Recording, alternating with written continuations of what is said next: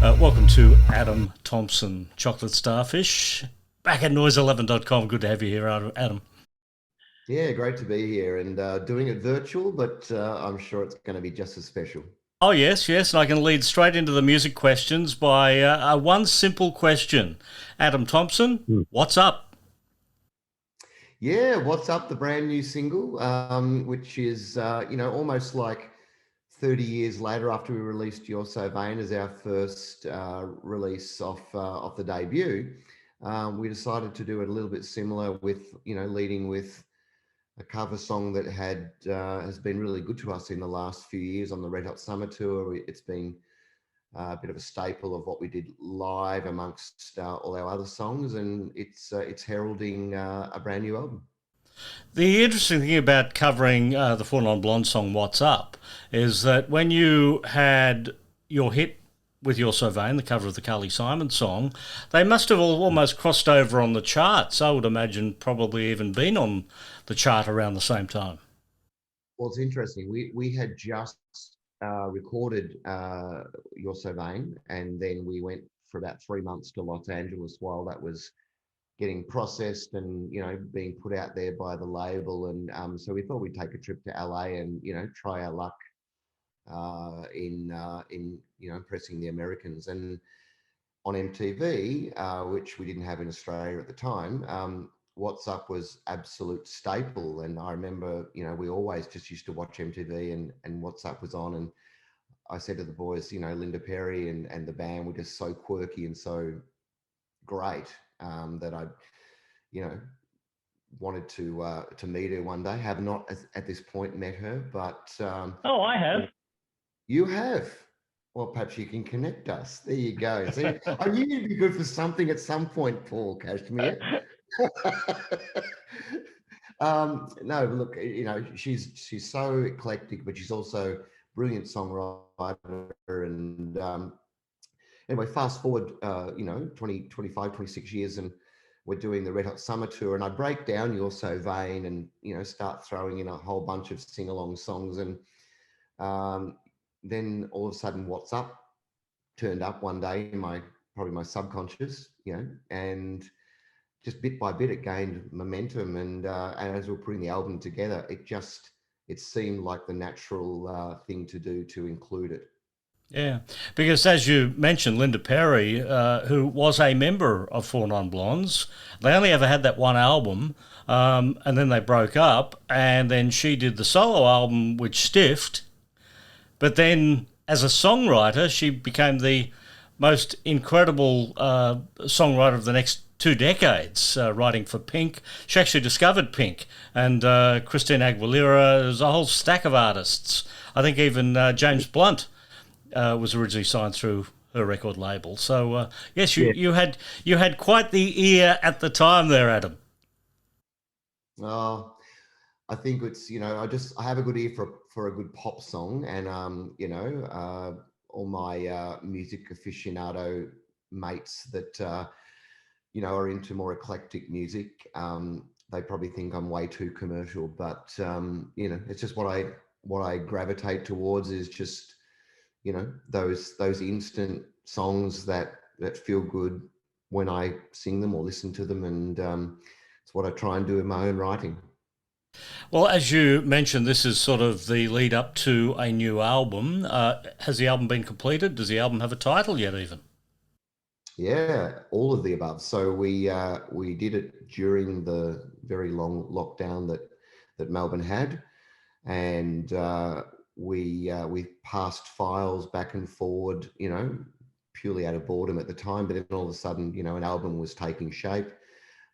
We also engaged Tim Henwood again to produce this, and Tim was very responsible for finding that sound that you've heard on What's Up, which is also indicative of the new album, which is called The Beautiful Addiction.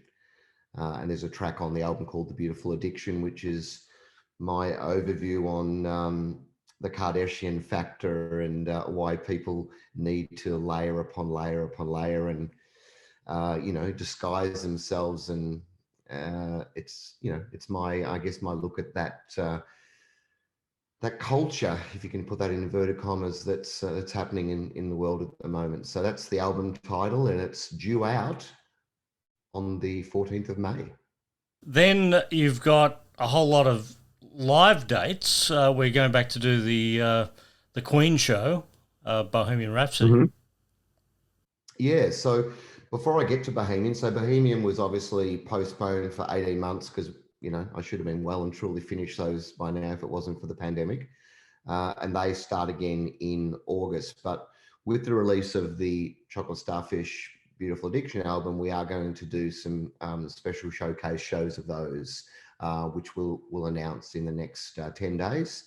And they're going to be recorded both audio and video wise as a documentary on the Beautiful Addiction release. So, Starfish fans, you're going to have that fill, as well as we're going to do some Starfish playing on festivals, like the Big Red Bash and the Monday Bash, and what else are we doing? There's a couple more. I can't think of them off, but we're also playing part of these bigger festivals as well. And then Bo Rap starts in August. Well, there's been a couple of interesting tours over the years. You did the Bat Out of Hell Meatloaf album, and also the In Mhm. Excess Kick shows. As you were talking about the classic albums there a second ago. Are there any more plans for more classic albums moving forward? Look, nothing that's jumped out at us. It was interesting. I had the conversation with Darren, our drummer, the other week, and uh, because I'm, I guess fairly unique as a front man. I'm not, I'm certainly not, as you can see today, I'm not your black t-shirt and black jeans kind of guy. Not every classic album suits me as a front man. Um, so definitely we won't be doing Back in Black. But also similarly, I've got to feel as the front person. I've got to feel the album, in a way that I believe we as Starfish can portray it, not as a cover band, just trying to pretending to be that artist, but putting our own stamp on it, like we've done with You're So Vain, now with What's Up, and what we did, with the classic albums, that we have to play them in a way that is Starfish. And so, if you said to me, would you do Purple Rain? I don't feel that, so I probably wouldn't do that. But you never know. It could be something as eclectic as Liza Minnelli, or I don't know. Who knows? It could be. There's going to be something that'll rear its head eventually, but it's got to be something that suits us. Well, doing a complete album, is it's kind of narrowed down, isn't it? Because the art of the album seems to be lost in music today. Another great question, Paul. I think that we labored a long time on whether we should do an album, and whether a body of work as an album, is the right way to go. If it's worth doing an album, and I still think that there are people that relish an album. Of course, if you're looking at uh, hits and commercial hits, as an album, as a release, it's nowhere near as popular as it was 20 years and before that. But I still think there are people who love an album and a body of work that they can identify as an album. We spent quite a time going, is it an album? Is it an EP? Is it a bunch of singles? But I think that while we were exploring a new sound and a new direction with this album, an album felt like the right thing to do, because it was more than just one or two songs. It felt like these songs represented this period of time. Look, going forward, we might not do another album. We might do EPs. We might only put out singles. But this felt right to us, and I think sometimes, in fact, I think all the time, you should trust your gut instinct. And our instinct Mm.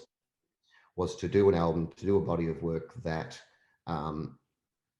that our true fan base will look at and go, yeah, this is, this is Starfish in 2020, 2021.